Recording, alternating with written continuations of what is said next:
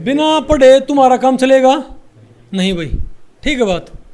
हिमांशु, ये रैंक निकालने के लिए आपको 27 रैंक, मतलब हम भाई किताबों को ऐसे ही फेंक दें कि हम सीरियसली भाई जो भी हमारा सिलेबस है उसको घर जाके रिवाइज करें, क्या करें बताओ? कोई फेंकी हुई हो उसको भी उठाना पड़ता है भाई। इनको कुछ बताओ भाई, ठीक है। और अमित, आप कुछ दिन पहले आए थे ना, अमित का भी क्या हो रखा है, JRF हो रखा है, ठीक है।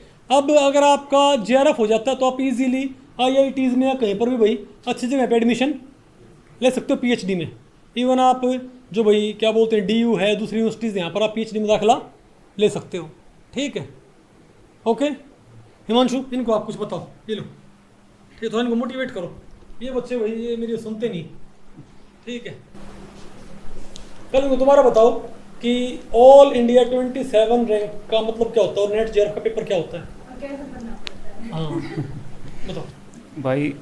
आप लोग तो छोटे भाइयों जैसे हो मेरे, यही कहना चाहूँगा भाई, जोर से मतलब खींच के तैयारी करनी पड़े। अगर 27 रैंक के लिए तो ऐसा है कि भाई मैंने तो इतना था कि लाइब्रेरी में ये मानो 14-14.5 घंटा उन्होंने एवरेज आ जाया करती मेरी। जब लास्ट वाले महीने में रिवीजन के टाइम पे तो काफ़ी हो गया था। तो इसलिए ये है एक, आप है ना, ये सबसे पहले ही कंसिडर करके चलो जहाँ से आप पढ़ रहे हो ना वो सबसे बेस्ट है जगह, ठीक है। उससे ऊपर कुछ नहीं हो सकता। और आप आगे आपकी मेहनत है, जितनी आप करते हो ना उसी हिसाब से वो दिख जाएगी, ठीक है। तो आप जितना भी है फुल पोटेंशियल के साथ पढ़ाई करो। सर के नोट्स हैं, आप जो बना रहे हो, जो सर करवा रहे हैं क्लास में, बिल्कुल पूरा। बोलता हूँ कि जो मैं पढ़ाता हूँ उसके नोट्स बनाओ, हाँ जी, लेकिन इन बच्चों के अंदर नोट्स बनाने की जो इच्छा है वो मुझे थोड़ी ही कम प्रतीत हो रही है, ठीक है। ये एफर्ट लगाते नहीं। और ये बच्चे हैं, कोई नीट का है, कोई जेई मेंस का, कोई क्या है जेई एडवांस्ड का है, ठीक है। तो भाई जेई वगैरह तुम पास करना है ना, ये जेई सुपर एग्जाम होता है आपका नेट JRF। आपके जेई में तो आते हैं हिमांशु 12वीं लेवल तक क्वेश्चन, 12 तक की MSc लेवल तक का होता है। 12वीं लेवल तक क्वेश्चन आते हैं। जेई एडवांस में 12th लेवल तक की, IIT गेट में और नेट JRF में आपके आते हैं MSc लेवल तक की क्या आती है, केमिस्ट्री और फिजिक्स आती है, ठीक है बात। तो वो इससे भी क्या होता है, टफ एग्जाम होता है। अगर जेई एडवांस करते हो आपको IITs में BTech में दाखिला मिलता है, और अगर आप क्या पास करते हो नेट JRF तो आप सीधे IITs में PhD में दाखिला ले सकते हो। IIT गेट की बेसिस पे आप सीधे IITs में MTech में दाखिला ले सकते हो।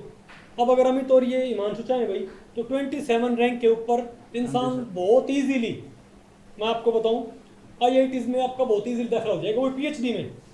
और हो सकता है जो बच्चे वहाँ पर एडवांस करके पास करके जाएंगे ना, उनको आपको पढ़ाना पड़े, होता है सर। हाँ होता है। वो साहिल यहाँ पर IIT दिल्ली से पहले PhD कर रहा है, ठीक है बात। तो उसको BSc क्लास मिली हुई है सॉरी BTech वालों की, ठीक है। ओके हाँ जी भाई, यही कहना चाहूँगा लास्ट में कि अपना जितना जल्दी हो सके उतना शुरू कर दो, लेट मत करो। जितना जल्दी जाग जाओगे उतना जल्दी सवेरा हो जाएगा, ठीक है, वही चीज़ है। तो अपना नोट्स ज़रूर बना लो, खुद के हाथ से लिखी हुई चीज़ें हैं ना उतनी ज़्यादा याद रहेंगी। और एक दूसरा क्वेश्चन प्रैक्टिस जितनी भी हैं, सर जो टेस्ट सीरीज़ वगैरह देते हैं आपको, वो भी आप करो। और खुद से भी जहाँ से भी क्वेश्चन मिले ना तो क्वेश्चन ज़रूर सोल्व करके देखो आप, ठीक है।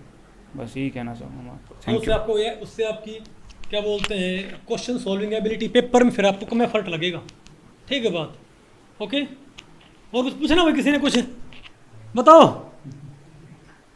आप में से किसी को भाई पूछना है, कोई डाउट नहीं तुम्हारे? चलो ठीक है भाई, बहुत होशियार हो गए फिर तो ये मंशू, ठीक है चलो भाई, ओके।